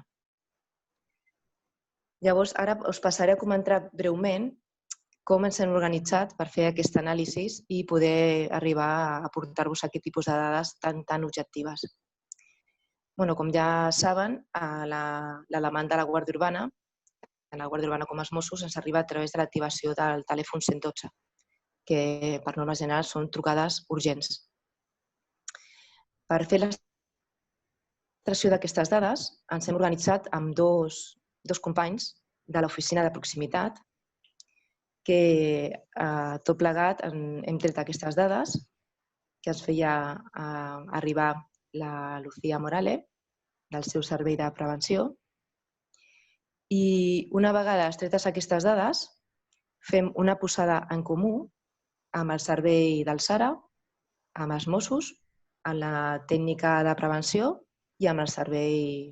de seguretat a través de la Lucía Morales. La nostra oficina de proximitat ens coordinem amb ella perquè l'oficina de proximitat coordina els 10 equips de policia de barri que existeixen a la Guàrdia Urbana de Barcelona i, com saben, hi ha un referent per barri a tota la ciutat, que en total tenim 133 referents dels equips de policia de barri desplegats al territori. Bé, doncs d'aquesta classificació que els he fet a nivell de números objectius, nosaltres classifiquem aquests casos que s'han tancat, com he dit abans, en persones detingudes, investigades, en diligències policials. Un altre segon nivell de profunditat serien aquests casos de reiteració que d'alguna manera han trucat, no mirem el període, però sí que han trucat de forma reiterada, i reiterada per nosaltres és que truqui 2 o 3 vegades, no tenim un número establert. Llavors, molts d'aquests casos de reincidència queden resolts majoritàriament en una discussió de parella i, per tant, la patrulla no veu més enllà d'algun tipus d'il·lícit penal. Però tot i així fa una observació del seu entorn, fa unes preguntes que el podrien encaminar a detectar algun tipus de vulnerabilitat per al tipus de persona, si una dona gran, si té menors al seu càrrec, si no és la primera vegada que truca, com es mostra la policia, si es mostra d'alguna manera col·laborativa o es mostra que té por. Llavors, d'aquest tipus de casos, doncs, ho posem en comú del servei pertinent. En aquest cas podríem contactar amb el SARA, amb els Mossos, amb serveis socials, perquè algú d'aquest servei es pronunciï i pugui fer algun seguiment amb més profunditat. I l'última classificació que fem és que d'aquesta extracció de dades veiem que n'hi ha factors de risc, com pot ser que la pròpia dona sigui la que truqui, sigui la que activi a la policia. No és una normalitat que truqui la dona. El normal és que truqui els veïns perquè senten crits, perquè senten plors o sorolls. Dones en situació administrativa regular també seria un factor de risc que donin aquesta passa. Si tenen infants al seu càrrec, situació de vulnerabilitats vàries, que tinguin una edat avançada, dones molt joves, dones embarassades, doncs aquest tipus de vulnerabilitats les tenim presents. Doncs tota aquesta extracció de dades i de classificacions, com he dit abans, hem fet aquest grup de treball i ho posem en comú amb els Mossos, amb el SARA, amb l'equip de l'oficina de proximitat, a la direcció de seguretat i la tècnica de prevenció. Llavors, si les dones consten amb un procediment obert que té el seguiment, ja sigui per part del SARA, per part de Mossos, doncs per Guàrdia Urbana aquest cas ho podrien donar com a tancat. Tancat vol dir que la dona ja està atesa i per part de Guàrdia Urbana no se li pot oferir cap altre servei. I si no fos així, doncs en aquest equip de treball ho posem en comú, valorem la situació de risc que té aquesta persona i es decideix en conjunt quin tipus de seguiment o quin tipus de notificació del servei que creiem convenient, que ara en aquest cas parlem del SARA, de Serveis Socials o de Mossos, poden establir de nou aquesta comunicació amb la dona o amb la família que estigui d'alguna manera que no estigui atesa. I fins aquí la meva exposició. Dono pas a la Lucía Morales. Bona tarda. Gràcies, Mercè, per la introducció i també volia agrair a la Direcció de Serveis de Gènere i Polítiques del Temps per haver organitzat aquesta xerrada i també a totes les persones que han estat treballant en el grup de treball i durant aquest mes, 3 mesos que va durar la pitjor part d'aquesta crisi o almenys la part de l'estat d'alarma. Com deia la Bàrbara, i ara aquesta experiència que comentava la Mercè, per nosaltres també des de l'àrea de seguretat va ser molt positiva perquè vam poder trobar un espai conjunt de treball gairebé diari de coordinació amb els serveis de la Direcció de Feminismes, representats pel SARA, i també amb el cos de Mossos d'Esquadra. Des de l'inici, o sigui, el que ens vam trobar és aquest pic de baixada molt important de denúncies i, per tant, ens va preocupar molt que les dones no poguessin sortir a denunciar, però en canvi sabíem perquè els incidents ens mantenien, les trucades aquestes que deia la Mercè es mantenien igual i clar que les situacions de violència es continuaven patint. I ens preocupava que la impossibilitat de sortir a fer denúncia, perquè encara que estava permès, era molt difícil poder sortir a fer una denúncia, pogués incrementar el risc d'una situació de violència greu. I per tant vam crear aquest grup de treball conjunt amb la Direcció de Feminismes i amb els Mossos d'Esquadra per centrar-nos en analitzar molt en detall tots aquests casos que comentava la Mercè, que són casos que en principi quan arriba la patrulla no detecta una situació penal, diguéssim, a vegades no hi ha elements, en alguns casos també ens va passar que sí que hi havia elements però que no es volia denunciar en aquest moment i per tant això limita molt l'actuació policial. Però des de la resta, o sigui, creiem entre totes que igualment alguna cosa havíem de poder fer des de l'administració més proactivament per avaluar el risc, almenys amb la poca informació que podíem tenir d'aquestes situacions, perquè en realitat només teníem la informació d'aquesta primera intervenció de les patrulles de Guàrdia Urbana. Doncs una qüestió que vam trobar o un element que ens servirà per treballar en el futur i també una mica crec en la línia del que deia la Laura molt a l'inici, de que crec que això sí que ha estat una reacció pel Covid, però hi ha una part d'aquest treball que volem continuar perquè hem detectat que hi ha moltes situacions que en realitat, o sigui, eren situacions que teníem abans del Covid, no? I que no teníem com un procediment acurat per treballar. O sigui, els casos que són molt greus o que acaben en denúncia penal a partir de la intervenció policial, doncs sí que estaven molt regulats.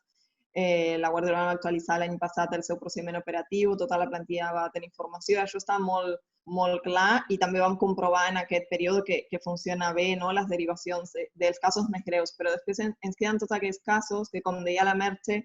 en alguns casos també ens vam trobar que havia sí que potser en aquest període d'uns 2 mesos teníem 2 o 3 trucades d'algú veí o veïna, no? Que decía estic escoltant sorolls o que explicava al telèfon d'emergències que era una situació continuada, que sempre veia agressions, etcètera, etcètera. I el posar en conjunt i en comú aquesta informació amb la resta de serveis, doncs ens vam adonar que potser Mossos sí que tenia obert algun procés a l'oficina d'atenció, al grup d'atenció a la víctima, o potser el SARA havia atès aquesta dona, o potser el PIAR l'estava donant atenció, no? I en aquest moment de l'estat d'alarma s'havia suspès aquesta atenció i doncs a partir d'aquesta informació i de compartir amb aquests serveis, això ens permetia com reactivar aquesta atenció des dels diferents serveis i ja no tant des de la intervenció policial, perquè és que la intervenció policial aquí no es podia fer res més, no? Doncs crec que aquest va ser un dels punts positius i també el que ens vam adonar tots els serveis una mica en conjunt és que hem de pensar i treballar en el futur com abordem també aquesta tipologia de casos i ens va servir per actualitzar una mica els circuits de compartir informació, de derivació, també de millorar els indicadors de detecció, que això que comentava la Merche, com ha d'avaluar la patrulla una situació quan entra una trucada per possible violència de gènere o violència domèstica. Doncs estem actualitzant aquests indicadors i hi haurà un nou protocol d'intervenció i també que es faci sempre en qualsevol situació un informe, perquè encara que siguin poques les dades que en el moment es poden treure, hem vist en moltíssims casos que això, la majoria eren situacions que ja estaven registrades en algun altre servei, no? O que tenien algun altre tipus d'antecedents i doncs potser també tenir el registre d'aquesta nova incidència també donava com més força als serveis per continuar treballant en aquesta línia. Doncs des de la Guàrdia Urbana, o sigui, aquesta feina es fa, com deia la Merche, des dels equips de policia barri que estan territorialitzats i en coordinació amb la Direcció de Serveis de Prevenció. Doncs també un altre grup de casos que vam treballar són serveis, o sigui, en el marc també del Covid, van pujar moltíssim els conflictes de convivència. I, per tant, es va adequar un servei de mediació a poder fer mediacions telefòniques i resoldre aquest tipus de conflictivitat. Doncs una part d'aquestes trucades també els serveis de mediació les van tornar, o les van retornar dient que en realitat no hi havia problemes o conflictes de convivència, sinó que potser hi havia indicis d'algun tipus de violència. I doncs també és un altre grup de cas sobre els que haurem de treballar. I després, com deia la Merche també, haurem de fer o ens hem trobat que hem de definir molt més els procediments que tenim per dones amb alguna situació de vulnerabilitat especial, per dones en situació irregular o dones amb problemes de salut mental. Hi ha diferents tipologies d'atenció que li hem de donar encara, hem d'afinar molt més. I també a partir de tot aquest treball conjunt vam detectar algunes necessitats de formació dels diferents serveis, com incrementar la formació intercultural per poder treballar l'apropament a diferents persones i això és una formació que serà per la Guàrdia Urbana però també per als serveis de prevenció, per als serveis de mediació, perquè puguin incorporar aquesta visió. I després també incorporarem l'anàlisi dels casos que a vegades té Mossos, diguéssim, o sigui, aquestes trucades al 112 es reparteixen entre Mossos i Guàrdia Urbana la primera atenció d'urgència en funció de la disponibilitat de recursos. I per tant nosaltres vam treballar a partir dels casos de Guàrdia Urbana, però clar, al finalitzar tot aquest procés, des de Mossos ens van dir que nosaltres també ens trobem amb aquesta tipologia de casos i a vegades ens queden sense resposta. I per tant també afegirem aquest grup de casos. I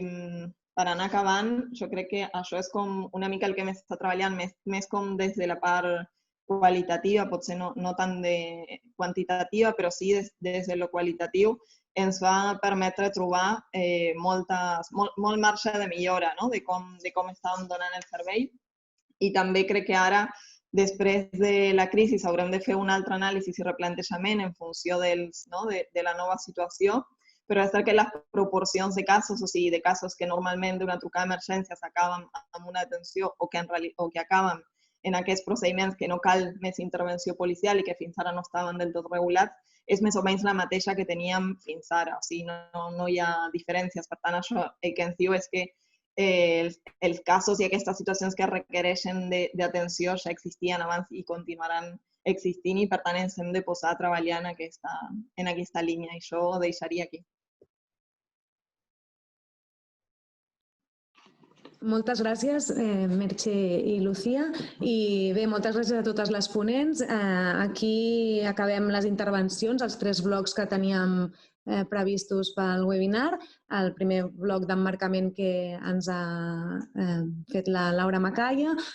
Després la Bàrbara Roig ens ha fet un segon bloc més de retorn dels serveis municipals d'atenció a la violència i el tercer bloc que han fet les companyes ara mateix, la Lucía i la Merche i la Georgina i jo mateixa, més de tractament i presentació de dades. Ara, si us sembla, fem una ronda d'intervencions o de comentaris que vulgueu fer des de les ponents i obrim l'espai també de debat que teníem previst, on compartirem les preguntes que ens han arribat al xat i que animem en aquest un quart d'hora que ens queda a que a les persones que estan connectades ens facin arribar les preguntes i comentaris que creguin pertinents per via xat, que les meves companyes les recolliran. I bé, en acabat, donarem pas a la Eva Alfama per fer el tancament del seminari web. Així que si la Laura o alguna... Crec que la Laura havia de marxar puntual. Si la Laura té alguna aportació o alguna vol participar, ara és el moment. Bueno, jo en principi no tenia cap aportació concreta. Sí que simplement una mica també ara amb les dades que heu aportat, que moltes gràcies també per tota la tasca de recopilació i també per explicar també totes les accions que s'han dut a terme des del circuit, des de la direcció. Simplement que igual hi havia algunes de les coses del Marc que després em ressonaven conforme sentia una mica les dades i que, tot i que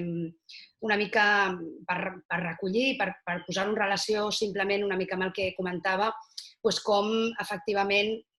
en relació amb els casos concrets d'un marc que potser era molt ampli o que era una mica més genèric, com en posar-ho en relació amb els casos que comentàveu, la importància de pensar que els marcs estructurals incerts i precaris disminueixen també el marc d'actuació de les dones i de les persones en situació de violència masclista. És a dir, que tot aquest marc que jo intentava aportar a partir d'aquestes 3 idees, crec que tenia una mica a veure amb això, amb poder... No és l'únic element, efectivament, el condicionant que tu també comentaves, Laura, del fet del moment, per exemple, del cicle de la violència, per exemple, que són elements que no estan tan relacionats potser amb aquestes coses més materials i estructurals, sinó més en processos subjectius en relació amb les relacions interpersonals de violència, sobretot en la parella, també són superimportants per pensar això, però també hi ha un cert indicador que ens diu que en una situació d'incertesa que ja existia abans, de precarietat econòmica, de dificultat d'accés al mercat laboral, als recursos econòmics, de situacions administratives incertes, insegures i, de fet, il·legals, en molts casos, il·legals o irregulars, diríem que també d'alguna forma estan condicionant la presa de decisions de sortida del domicili i que això, en els casos en els que hi ha convivència, i com això, per exemple,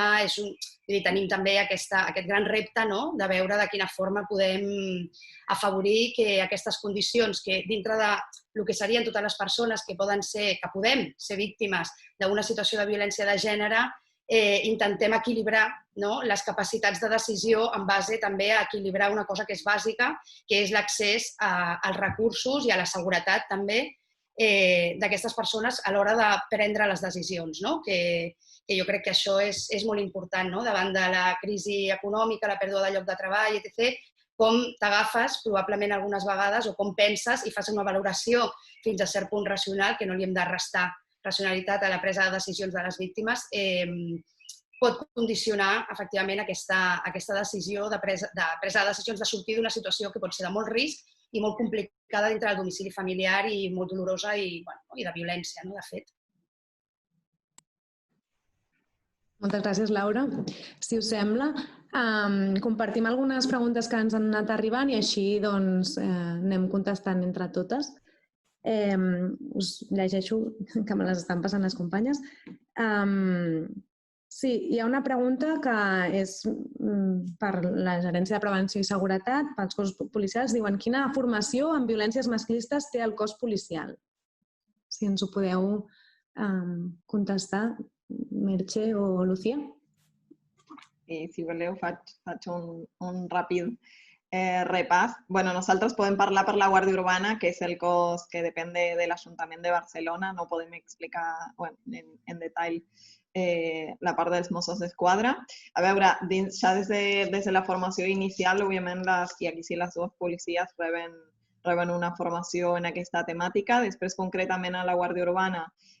com deia, l'any passat es va actualitzar el procediment operatiu, diguéssim que té totes les intervencions en diferents tipologies penals i també els tipus de violència que inclou la llei catalana, i tota la plantilla va rebre una formació. També vam comptar aquí tant pel procediment com per la formació amb el suport d'Antígona, que ens va ajudar en la definició de continguts i també en donar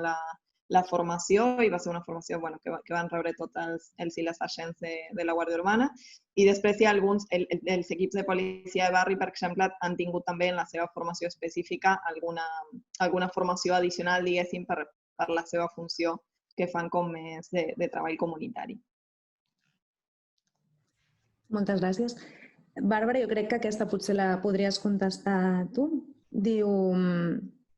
són dues. Diu, quan parleu de derivacions, que això també és compartit, que podeu explicar una mica què voleu dir exactament quan parleu de derivacions a serveis? I després, per altra banda, també ens diuen que si sabem quin ha estat el paper del teixit veïnal i comunitari a l'hora de denunciar situacions de violència masclista durant l'estat d'alarma.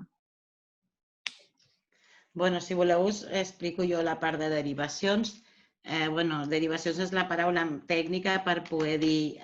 l'acompanyament d'algunes situacions quan el servei, quan la situació pròpiament o la família necessita una intervenció que en el servei on es detecta primer no se pot donar aquesta atenció. És a dir, que poden haver derivacions que són finalistes, és a dir, que es necessita una intervenció que aquell servei no pot donar i, per tant, es tanca l'atenció en un servei i es deriva a l'altre i ja l'atenció es fa allà, o bé poden ser normalment, quasi sempre, normalment és les derivacions parcials. Això vol dir que es treballa el que es diu en xarxa. És a dir, es treballa en xarxa de forma compartida. Cada servei té un paper i, per tant, es deriva parcialment per poder resoldre les necessitats de cada situació. Llavors, seria això, més o menys, ens referim a això quan parlem de derivació. Sí, estic oberta. Gràcies, Bàrbara. I la part del paper del teixit veïnal, no sé, jo crec que igual Guàrdia Urbana teniu més informació d'aquestes denúncies que s'han fet o... Jo crec que, a veure, igual la Merche pot afegir també el que arriba, diguéssim, a la policia de barri, que és més un contacte directe amb el teixit veïnal. Nosaltres, des de les trucades, no podem determinar si això ha estat... Normalment són veïns i veïnes i no s'identifiquen com a part d'una xarxa i, per tant, no sabem si són part de la ciutadania organitzada, però sí que els veïns i veïnes tenen com un lloc superimportant i, de fet, com deia la Merche, la majoria de les trucades que entren per denúncies de violència masclista són persones de l'entorn i no la pròpia víctima o la família afectada a la que truca. Així que és superimportant. Jo penso que, clar, la pregunta teva era quin paper tenien respecte a les denúncies. Clar, això ho desconec més per el que estava dient la Lucía, però en general sí que han tingut un paper molt important de suport a les dones, les entitats veïnals i de barri, i això encara que no sigui només per denunciar, sinó per també acompanyar, sostenir, buscar recursos o buscar la manera de resoldre aquella situació. Jo crec que ha tingut un paper molt important en l'estat d'alarma. No? Llenço una altra pregunta que potser la Laura Macaya pot contestar. Diu, sabem quin... El sistema creieu que satisfà les necessitats reals que tenen les dones per poder sortir de les violències personals i estructurals que reben? Dic la Laura, però pot ser la Bàrbara o qualsevol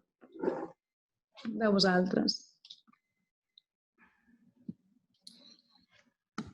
Bueno, jo, molt ràpid, jo crec que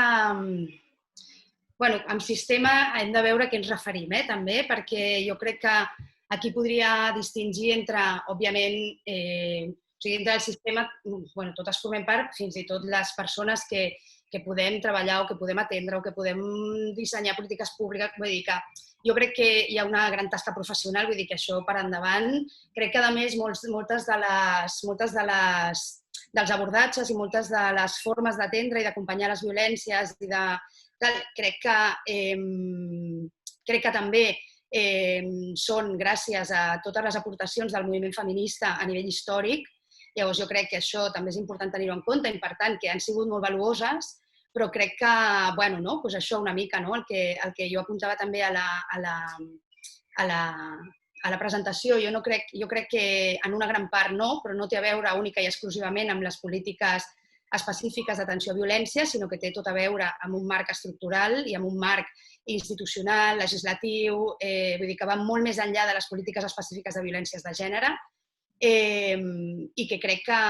òbviament, no es tracta de tirar-ho tot per terra, sinó que es tracta d'incorporar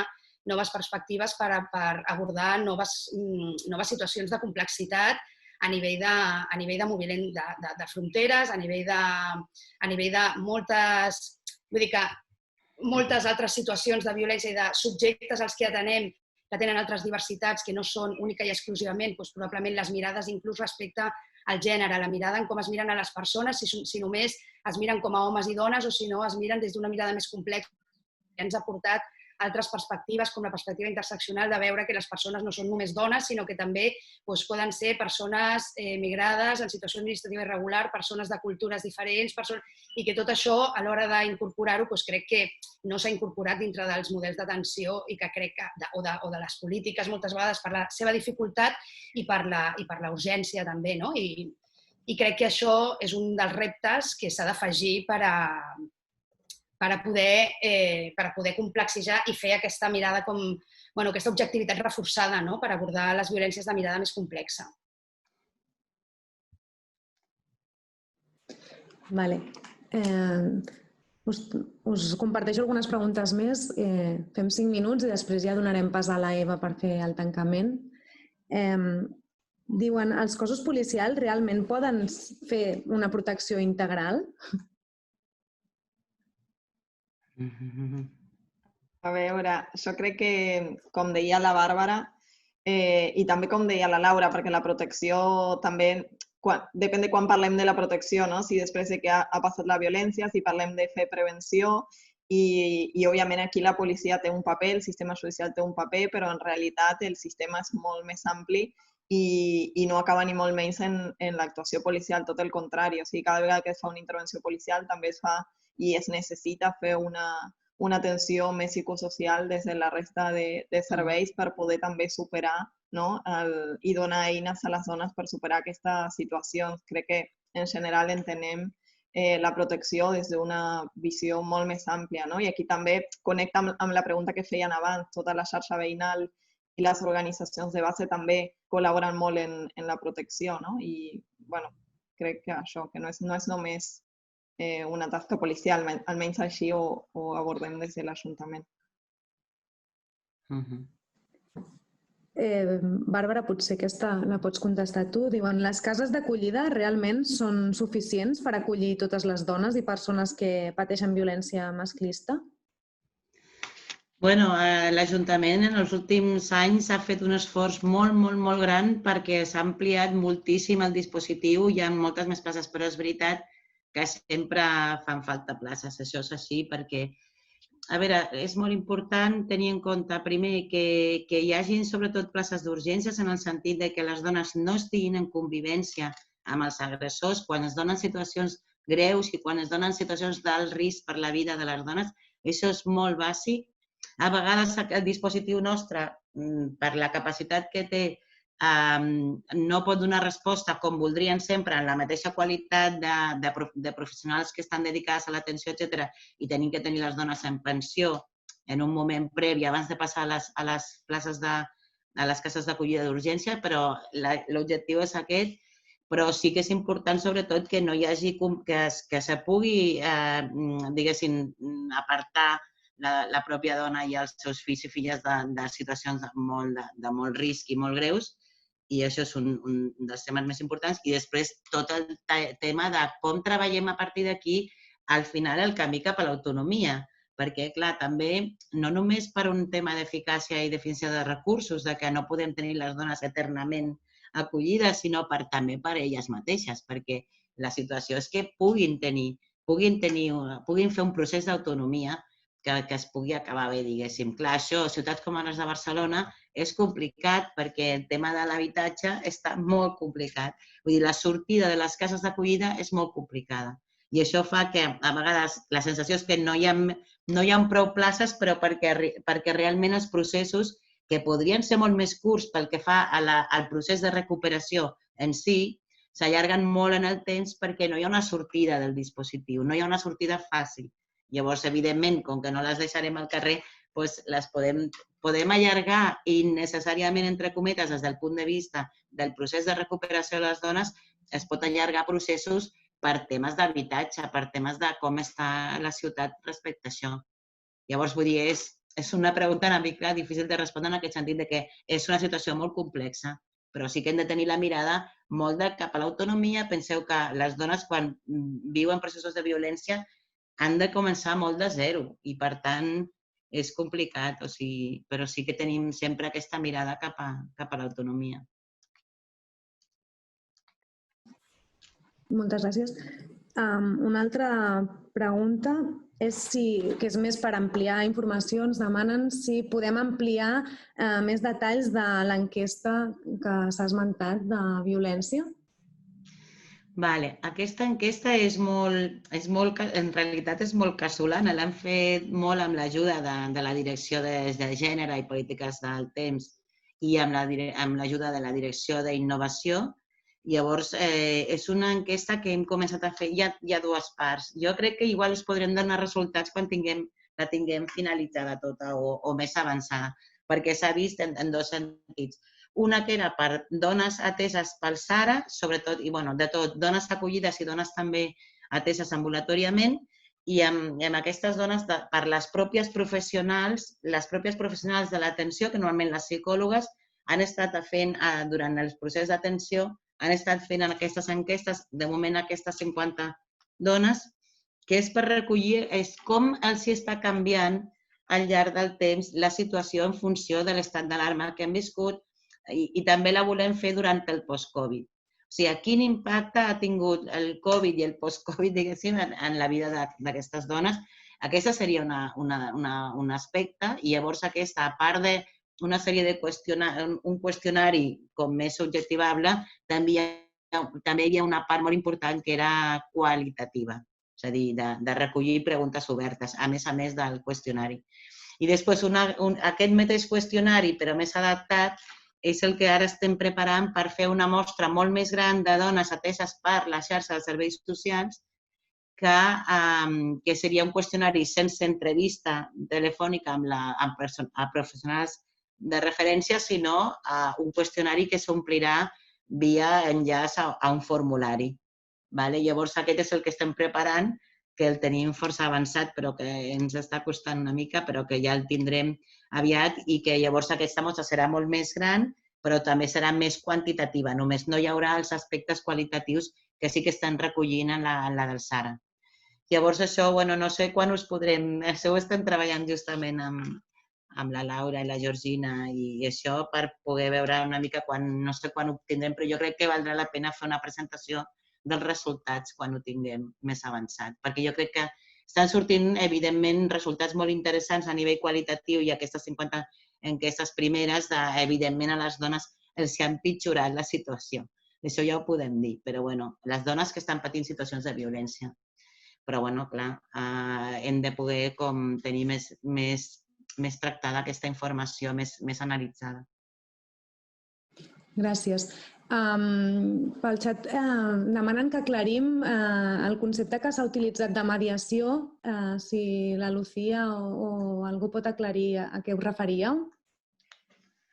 Sí, explico perquè potser ara veig la pregunta i potser no s'ha entès. El servei de mediació no és per temes de violència masclista, sinó que és un servei de mediació comunitària que treballa conflictes de veïnatge que normalment existeixen a l'Ajuntament, però que en l'etapa del Covid es va fer una adaptació al servei per poder fer mediacions a través d'atenció telefònica, perquè normalment és un servei presencial, però amb la complexitat de l'estat d'alarma no es podia mantenir presencialment i, en canvi, s'incrementaven les trucades per conflictes de convivència. Per tant, es va adaptar el servei per fer atenció telefònica. Què va passar? Que alguns dels casos que per trucades de veïns i veïnes havien entrat com de conflicte, quan el servei va intentar fer una intervenció, es va donar compte que en realitat no era un tema de conflicte veïnal, sinó que era un tema o que hi havia alguns elements que es podien portar a deduir que hi havia situacions de violència masclista, i és per això que ho va derivar al grup aquest de treball conjunt on ho vam avaluar, diguéssim, els cossos policials i els serveis d'atenció,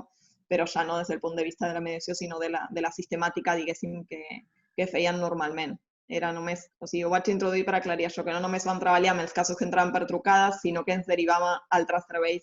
que normalment no fan aquest tipus de derivació.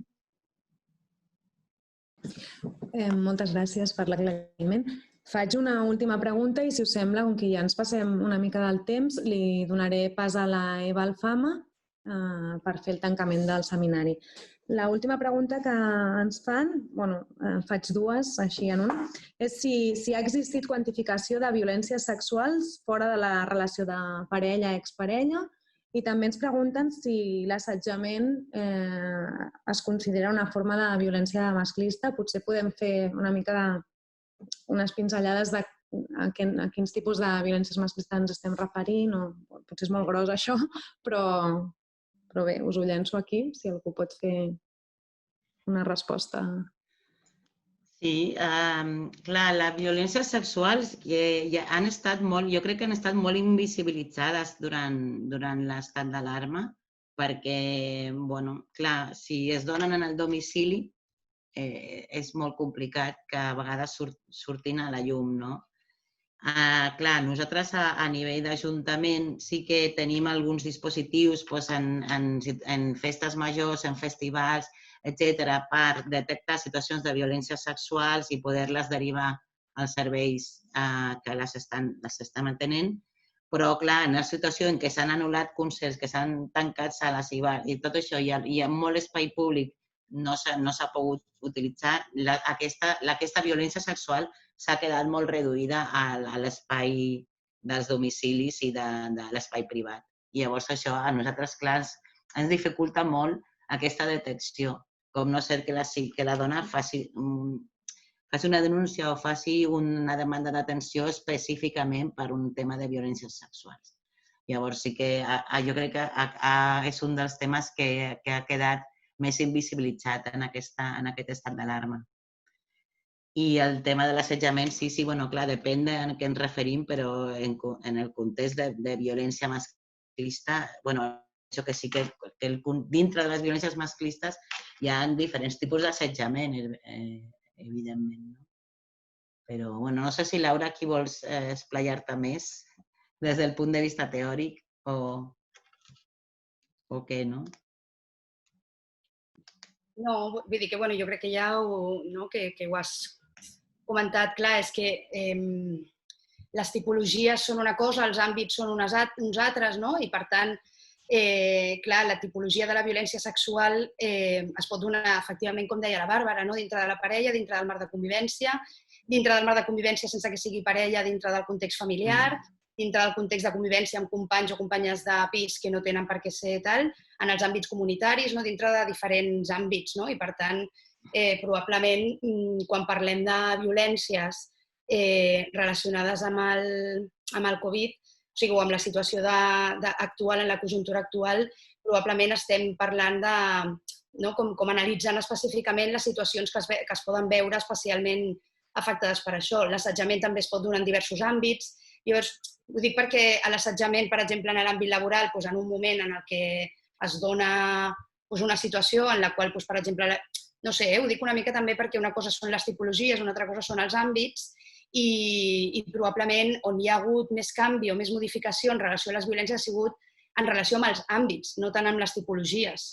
precisament perquè el que ens ha modificat és el lloc en el que estem físicament, inclús, moltes vegades, o sigui que estem més vegades al domicili, o sigui, estem moltes més hores al domicili, per tant, aquí jo crec que l'emergència de cap a on mirem en relació a la situació de la crisi sanitària o de l'emergència amb la situació del virus del SARS-CoV-19, perquè ja m'han dit que el Covid no és el nom del virus, però és igual. Però la qüestió que això, que el lloc cap a on mirem amb aquesta conjuntura té a veure precisament amb això, amb les situacions que s'han modificat o que han posat en emergència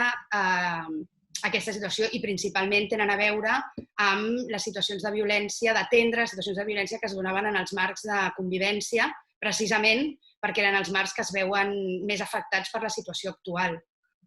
Vull dir, una mica en relació precisament específicament amb la situació sanitària. Sí. Doncs moltes gràcies. Si us sembla, ho deixem aquí, dono pas a la Eva Alfama per fer el tancament i moltes gràcies a totes per participar. Eva? A vosaltres. Gràcies a vosaltres. Doncs res, reiterar l'agraïment a totes les assistents a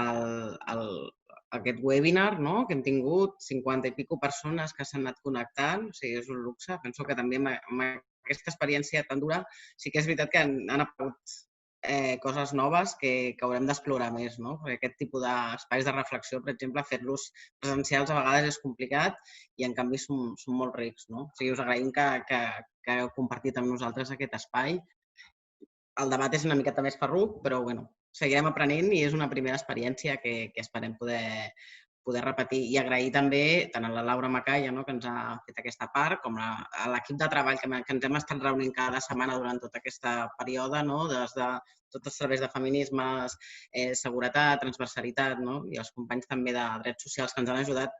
una mica a treballar aquesta preocupació perquè és el que estava passant amb la situació de la violència i això també ens ha generat molts aprenentatges que anirem treballant. Una informació de servei, us passarem, no sé si l'han passat ja, però la passaran, un link en el xat del YouTube perquè pugueu fer valorar el webinar i això també ens ajudarà molt a seguir millorant. O sigui que, si us plau, si teniu 2 minuts per poder donar una mica de feedback, us ho agrairíem molt. I ja per tancar, passarem el resum de les dades perquè sigui disponible. O sigui, creiem que ens trobem en una situació inèdita, o sigui, sí que hem passat crisis, però aquesta situació realment és inèdita i aquí necessitem molta intel·ligència col·lectiva i creiem que en aquest punt la transparència i compartir les reflexions, ningú ho sap tot, les diferents mirades ens ajuden molt i per això creiem que també és important anar generant aquests espais i anar comptant amb les diferents mirades. Ja la crisi del 2008 ja vam veure el que va tenir un impacte bestial amb les dones i amb la violència també, va trencar processos de sortida, de recuperació, una mica el que s'ha anat parlant avui, que si les dones que estan en aquesta situació no tenen capacitat de plantejar escenaris d'horitzons de futur, d'habitatge, de feina, la qüestió de la violència evidentment és encara molt més complicada. I en aquest sentit, ara ens trobem en aquesta situació amb molta incertesa, no sabem com passarà, per tant també és molt important anar fent el seguiment i generar espais realment d'anar veient què està passant i fins a quin punt les dones estan vivint aquesta situació o són capaces i quins elements podem aportar per acompanyar-les. I en aquest sentit el gran repte és això, les condicions de vida i les condicions com podem contribuir a que es generin aquestes situacions d'autonomia i a combatre aquesta precarització i a acompanyar les dones en aquest procés de recuperació i de recolzar la seva vida. I aquí sí que volíem dir que, clar, això va molt més enllà dels serveis de violència. O sigui, aquí necessitem una implicació a nivell de la societat, necessitem feina, necessitem habitatge, necessitem com un pacte molt més ampli i també tota la implicació social. Aquí s'ha comentat en una dels comentaris el paper de les xarxes veïnals, de les entitats, en sostenir aquests processos ha sigut claríssim i sense una mica la implicació de tots no ens en sortirem. La situació que tenim és complicada i hem de trobar els mecanismes. I per afrontar aquesta fragilitat que hem vist que tenim en les vides de molta part de la població. I crec que la Covid ha fet evident elements estructurals que ja n'eren. I res, només plantejar que espais com aquests ens han de servir per ajudar-nos a pensar i a plantejar estratègies i esperem que ens anirem trobant en diferents espais i que moltes gràcies per haver estat participant i contribuint en tot aquest procés.